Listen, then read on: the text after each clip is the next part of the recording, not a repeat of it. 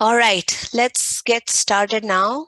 Welcome. Hello, everyone. Welcome to the ACE Your SonarQube LTS Upgrade webinar. I'm Kirti Joshi. I'm the Product Marketing Lead at Sonar and your moderator for today's session. We are very excited you have chosen to upgrade to the latest LTS. There's so much in this LTS, and we really can't wait for you to try out all the goodness. And so in this session, we have Colin Mueller from our community management team, and he will cover everything you need to know today for a smooth upgrade. But before I hand it over to Colin, I want to take just a few seconds to quickly go over some housekeeping reminders. This is a 30-minute session that includes Q&A. Throughout the session, you can submit your questions via the Q&A box in Zoom, not the chat box, but the Q&A box. We have two wonderful panelists today, Anne Campbell from our community management team and Megan Wilson from the support engineering team, who will triage all your questions. They're going to take some questions, answer them directly in the chat during the webinar. Others, they're going to queue up for me to answer and present to Colin at the end of the presentation. For the questions that we possibly don't get to today, we are going to post a thread on our community channel, so you're not going to miss out on any of those. And this session is recorded. In a few days, you should receive an email with the recording. And then the last thing is that after the webinar, we'll send you a survey. Please do tell us what you liked and what other topics you would like to see in future sessions. And so I'm going to pass it over to you, Colin. Hey, thank you, Kirti. As Kirti mentioned, my name is Colin Mueller. I'm a community manager at Sonar. And before that, I was a support engineer at Sonar working with our large customers.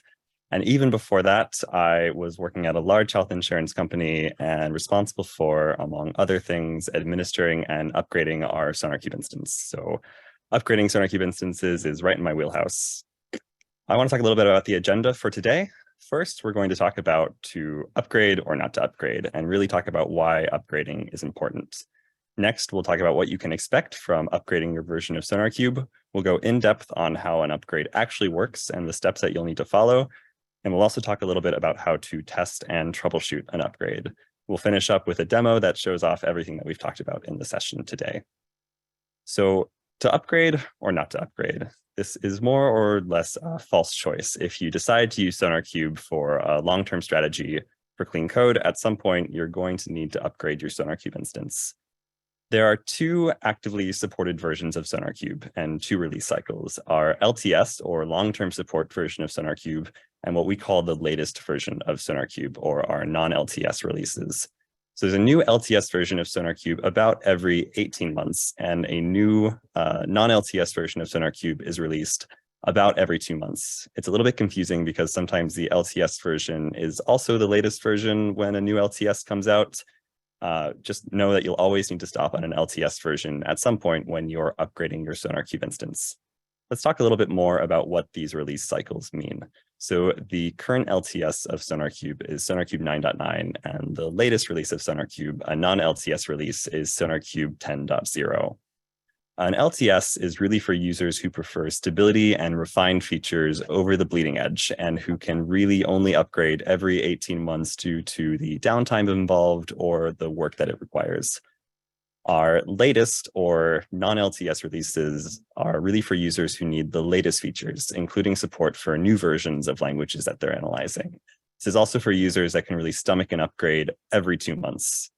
New features are generally introduced through a major version of SonarQube in 9.0 and 9.1, 9.2, these non-LTS releases, and then really significantly hardened before an LTS release because they're going to need to be supported for 18 months after the release of that LTS. So I'd like to run a poll before we move on in this webinar and ask you what version of SonarQube you're currently using. So I'll ask my lovely colleague to start that poll.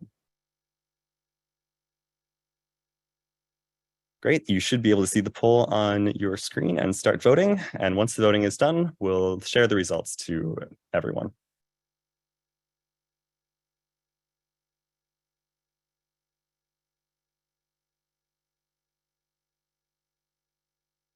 Looks like we're getting some lovely participation, so thank you for everyone that is voting.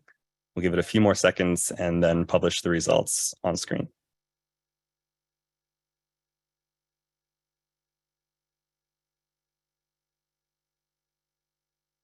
Great. So as you can see from the results, most of the attendees of this webinar are split between 8.9 LTS and 9.9 LTS. It's great to see so many users already upgraded to 9.9 LTS. We also see some users that are lagging behind on 7.9 LTS and some users that are running the very latest version of SonarQube 10.0. I wanted to ask about what version of SonarQube you're using, because when you upgrade SonarQube, it really depends on what version you are already using. So I've tried to lay this out on the next slide. I've tried to lay out some examples. Upgrading from LTS to LTS versions of SonarQube is pretty simple because you just need to upgrade to the next LTS version. If you're running 8.9 LTS, the next version of SonarQube that you're going to upgrade to is 9.9 LTS. And if you're already running a major version of SonarQube that has an LTS release, for example, if you're running SonarQube 9.0, then SonarQube 9.9 is the target for your upgrade.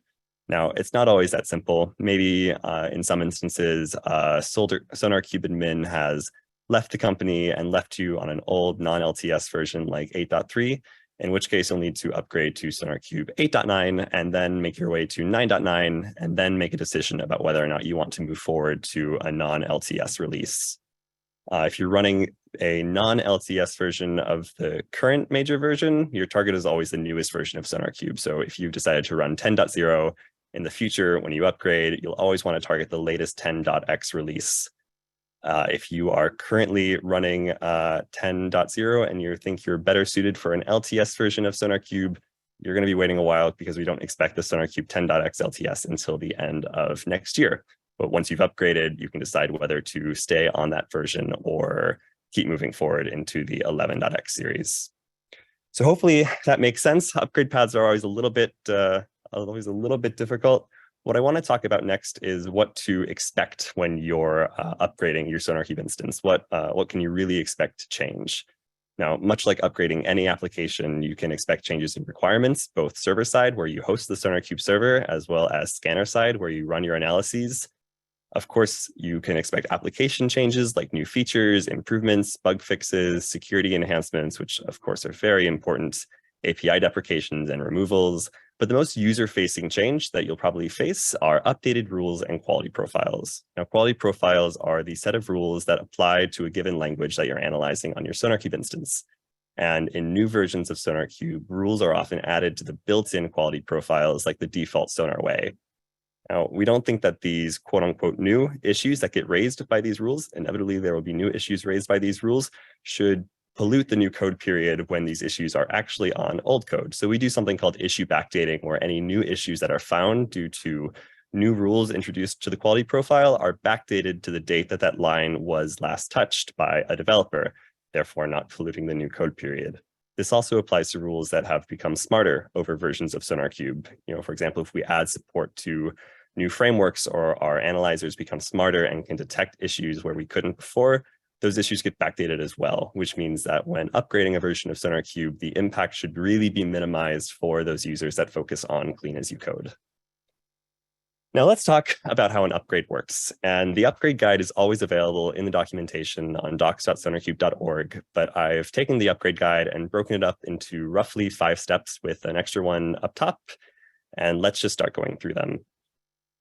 The first step is backup. Now, this doesn't necessarily have to happen first, but it is super important to make a backup of your SonarQube instance, particularly the database containing all the information for your SonarQube instance. There's very little information that's actually kept where your SonarQube binaries are. All of that information is stored in the database.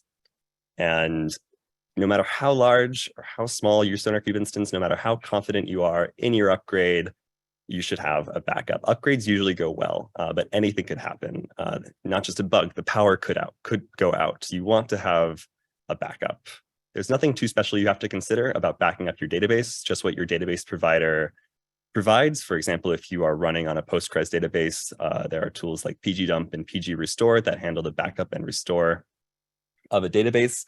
This might be even something that is already automated by your DBA team if you're running one of these database platforms at scale.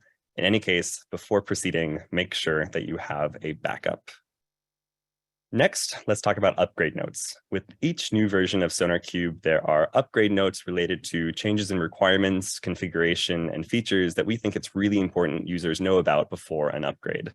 So we provide these for each version. For new LTS versions, we've collected these into various categories to make it obvious how to sift through 30 different upgrade notes and have sections like analysis and operations and user interface. These are available with the SonarQube documentation, and these aren't meant to keep for yourself. Your users need to know about these changes too. So as a SonarQube operator, it's important to look at these upgrade notes and find if your users need to be aware of some of these changes. Next, you need to grab the new binaries for SonarQube. You need to actually download SonarQube 9.9 LTS, for example, if you're upgrading to SonarQube 9.9 LTS. If you're deploying from a zip file, you can download these directly from Sonar's website and unzip it. And if you're deploying via a container, you may just need to update the container reference to the new version. If you're deploying through Kubernetes and you're using a Helm chart, you should also make sure that you're using the latest version of the Helm chart that's compatible with the new SonarQube version. So after you've unpacked SonarQube, or you know what needs to change in your container deployment, it's time to transfer configuration and any community-supported plugins that you're using to the new version of SonarQube.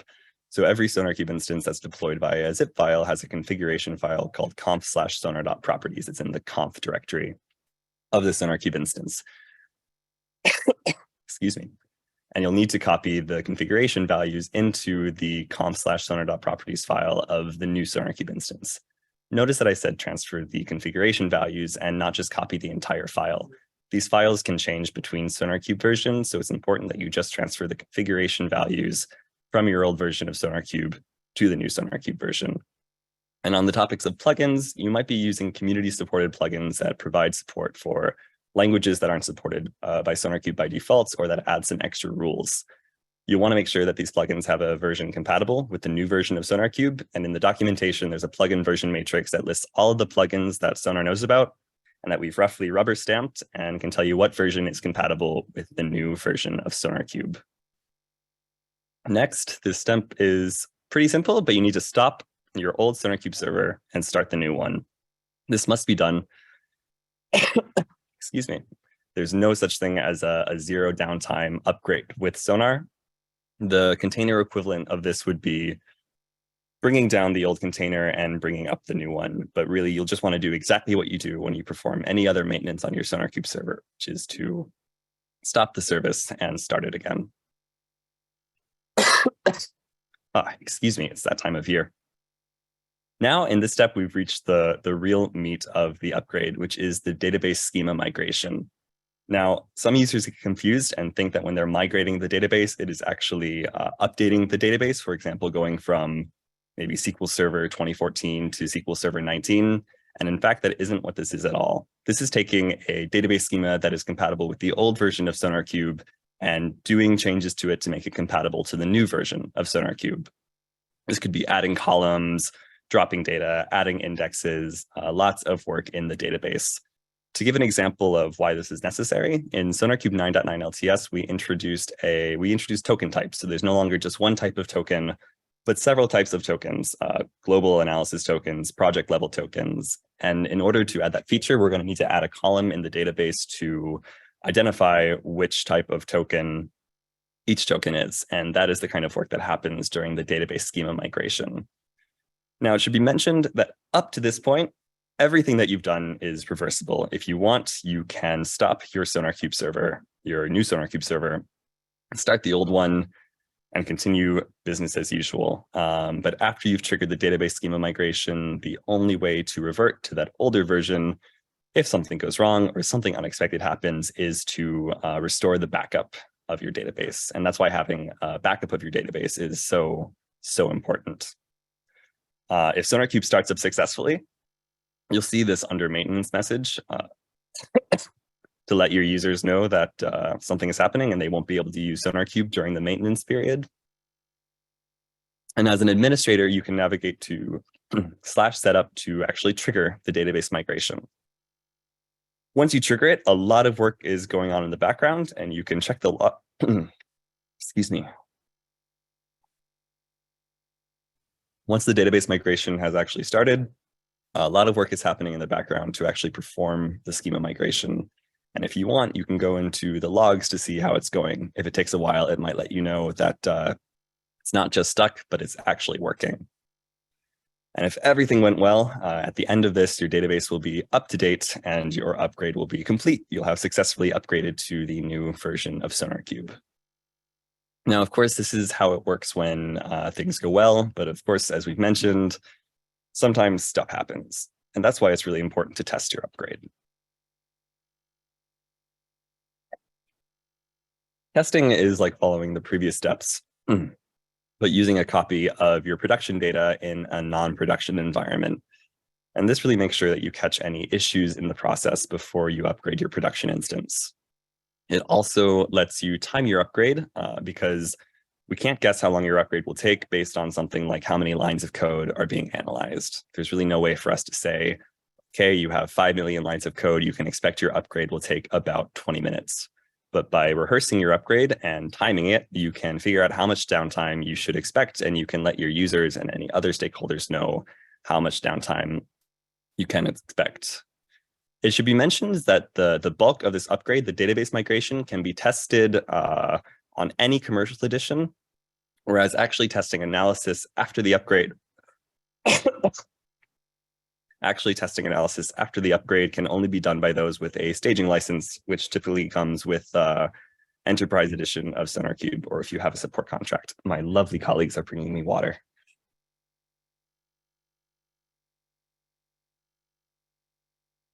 And when testing your upgrade or while upgrading your production instance, you might run into an error. And so we should talk a little bit about how to troubleshoot your upgrade.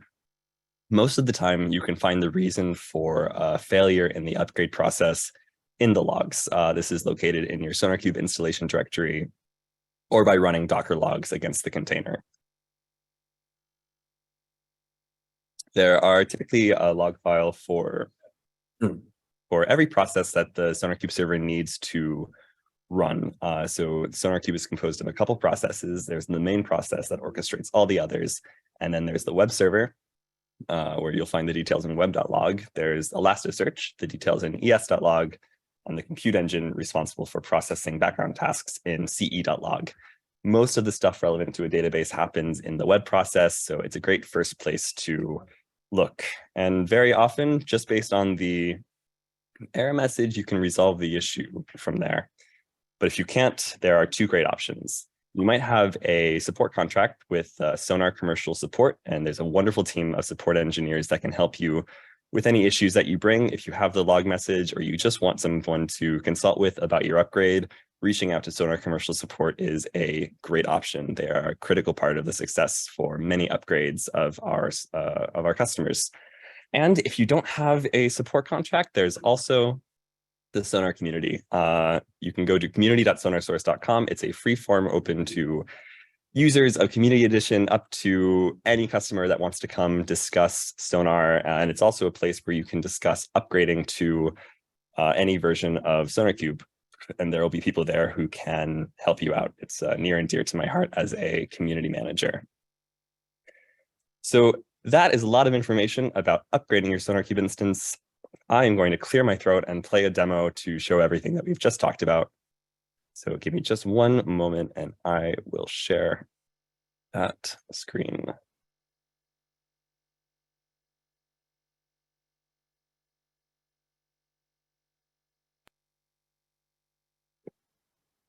Here I am on my machine running SonarQube 8.9 LTS on a Postgres database, and it's time to upgrade to SonarQube 9.9 LTS. The first thing I'm going to do is take a backup of my database just in case. As I mentioned, this is a Postgres database, so I'm just going to run pgdump and store the backup in a directory called backups. If you're running Postgres at scale, your DBAs probably have a more sophisticated way of doing this, but for an example, this will do. I'll also go ahead and make sure that my backup was well populated, and it looks like we are good to go. Now, if I haven't already, and even if I have, it's a good time to review the upgrade notes for SonarQube 9.9 LTS. I'm moving from 8.9 LTS to 9.9 LTS, so there's quite a lot that I should keep in mind, specifically about scanner and runtime compatibility. Now, once I'm comfortable with all of the upgrade notes, once I'm familiar enough, I can come to the Sonar website and download SonarQube 9.9 LTS. And I'm interested in the Community Edition because that's what I'm running on this machine. You can also come and get the latest version of SonarQube, right now 10.0, from this page, and you can even download older versions of SonarQube if, for example, you want to test upgrading from a fresh copy of an older version. It's all available at sonarsource.com. Now that it's finished downloading, I could do something fancy on the command line to move the zip file to the right place, but I'm just going to open up the folder where I keep my SonarQube installations and bring the new zip file inside. I'll also take the time to unzip it. And now I want to move configuration from my SonarQube 8.9 instance to my 9.9 instance. So I'm going to change into my 8.9 instance and open up the conf/sonar.properties file where I keep information about things like my database connection, which is all I have configured for this instance. I'll come do the same for SonarQube 9.9 to have them up side by side. Now, all I need to do is move the configuration from SonarQube 8.9 to SonarQube 9.9. It's pretty simple. I'll just copy over the values that I have configured. I don't want to copy over the entire file just in case this file has changed some since SonarQube 9.9. And there we go. I've transferred my configuration, and now I can think about plugins. If I come into my SonarQube 8.9 instance and I open up the extension/plugins folder, I can see that I have one community-supported plugin installed. It's a plugin that adds support for Rust, and it's maintained by one of our great community members. I'm going to want to have this plugin in SonarQube 9.9 LTS as well. In the documentation, there's a plugin version matrix so I can check and make sure that there's a compatible version of this plugin for SonarQube 9.9 LTS. It looks like there is, but it's a newer version than the one in my SonarQube 8.9 instance. So by clicking here, I can come to the GitHub page and look at releases, and there is our compatible version. I'll download this, come back to our SonarQube 9.9 instance, open up the extension/plugins directory, and bring that file inside, successfully installing the Community Rust plugin on my future SonarQube 9.9 instance. Now that we've transferred over the configuration and the plugins, it's time to stop our old SonarQube server and start our new one. So I'll go ahead and stop the version of SonarQube that we have running right now, our 8.9 instance, and I'll come over here and start up our SonarQube 9.9 instance. This is the moment of truth to see if we've configured everything correctly and the SonarQube instance starts up correctly. So if we come to my browser again and we refresh, we're not seeing any signs of life yet. And indeed, if I check the status of the service, it looks like SonarQube isn't running, which isn't too good. The first place I want to check is the logs directory. Now, there are a couple log files that represent each process that SonarQube orchestrates when it tries to start up.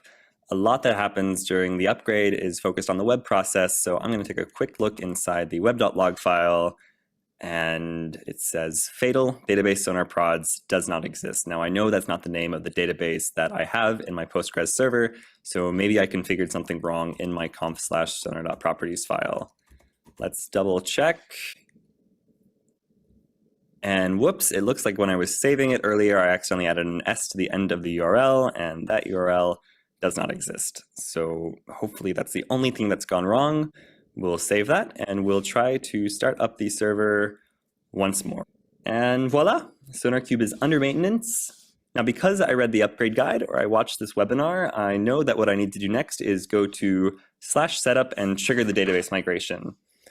There's not so much data on this instance, and so I expect it to go super fast. There it is. Now all systems are up, and if I come to my SonarQube server, all of my data is still there, which is great. One last thing that I'm going to do is I'm going to run a new scan of the project that I have on this instance, ferretdb, which is written in Go. So I already have the source clone to my machine. I'll come and run a manual scan.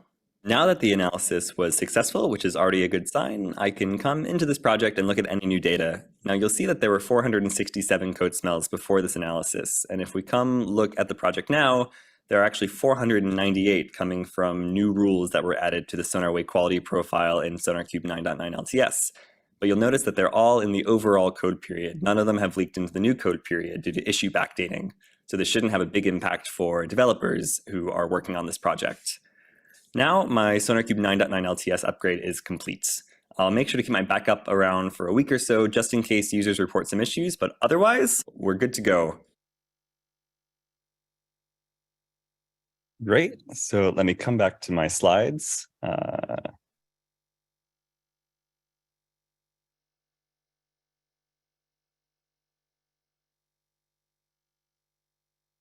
Before we hop into questions that come from the audience, we have a few to go through. The first question is, can I downgrade? And the answer really is no. If you want to downgrade after starting an upgrade or after upgrading to a new version, you'll need to restore from a backup. There's no way to just roll back the version. The next question is, are upgrades free? Yes, upgrades to SonarQube are always free, no matter what edition you're using or what version.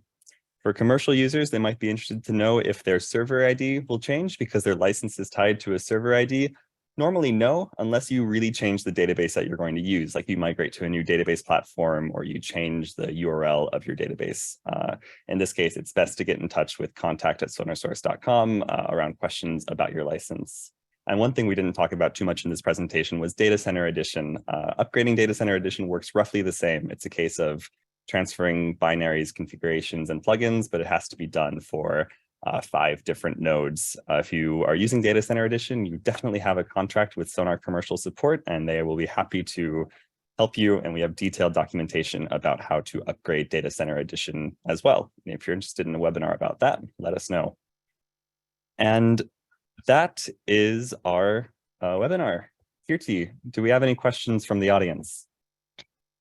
Yes, we do, and multiple of them. I will cherry pick a few and answer them. For those that we don't get to today, just a reminder that we will round up all these questions and post some on the community channel, so you can be on the lookout for that. Thank you so much, Colin. This was really good. There's one question from Philip. He wants to know what our recommendations are about handling the custom quality profiles as we upgrade. Specifically, he wants to know that how do we keep a track of all the activated and deactivated rules or the rules that we add or remove. Do you have any recommendations you can share? Sure. So there are really 2 options there. If you extend from the built-in SonarWay quality profile, then you're going to get all of the changes that are made to the built-in SonarWay quality profile. So if you want to track the changes that are being made with the built-in quality profiles and you're able to extend that quality profile, you'll get all the changes right away. One of the side effects of that, or maybe one of the downsides, is it means that you can't actually deactivate any of the rules that are in that quality profile. If you're in that situation, you've probably copied the quality profile and now your quality profile doesn't track the changes of the default SonarWay. There is a tool right in the SonarQube UI where you're able to compare 2 quality profiles, and it should help you be able to determine what the differences are between the upgraded quality profiles and your custom quality profile.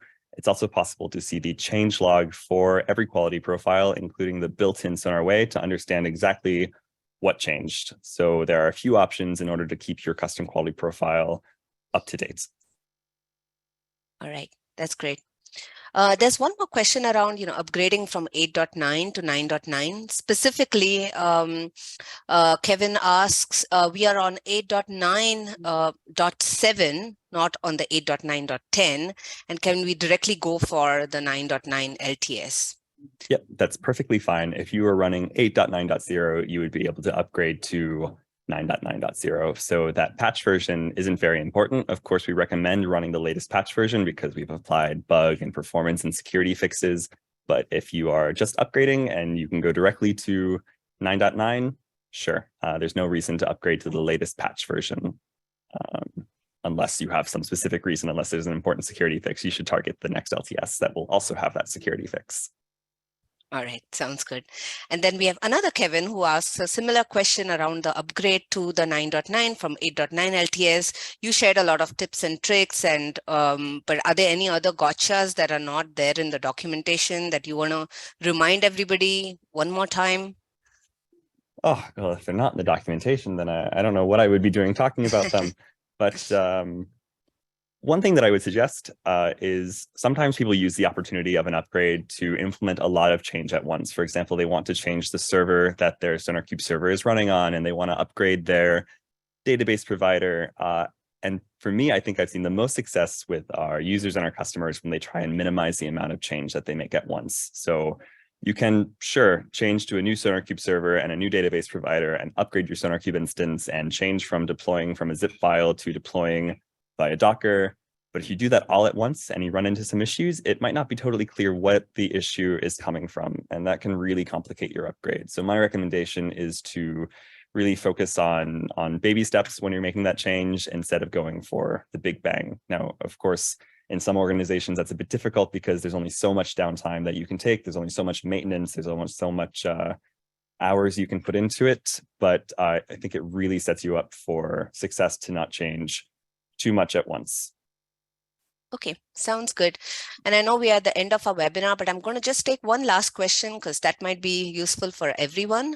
Ben asks that if a database upgrade or migration is done in concert with the upgrade, with the LTS upgrade, what is the best procedure to minimize issues with any license key validation or requesting a license and complications related to that?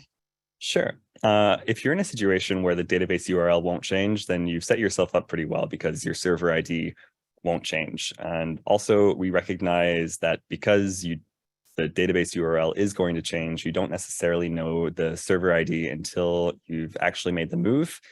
Okay, it brings two options. One, you can upgrade the database beforehand and have the new server ID. Although actually, as I'm saying that won't work because you'll also need a new license. Really, what you can do is you can reach out to your Sonar Source account manager or someone involved in your commercial relationship and say, hey, I'm going to be upgrading. I need a license that will work for all server IDs just for these 2 or 3 days, and then get your final license. And so for users that can't stomach any downtime or are going to be performing their upgrades on a weekend or off business hours, then that is really what we would suggest. All right, sounds good then. Thank you so much. Thank you everybody for attending. I hope you found this useful, and we will see you in one of our other upcoming webinars. Thanks, everyone.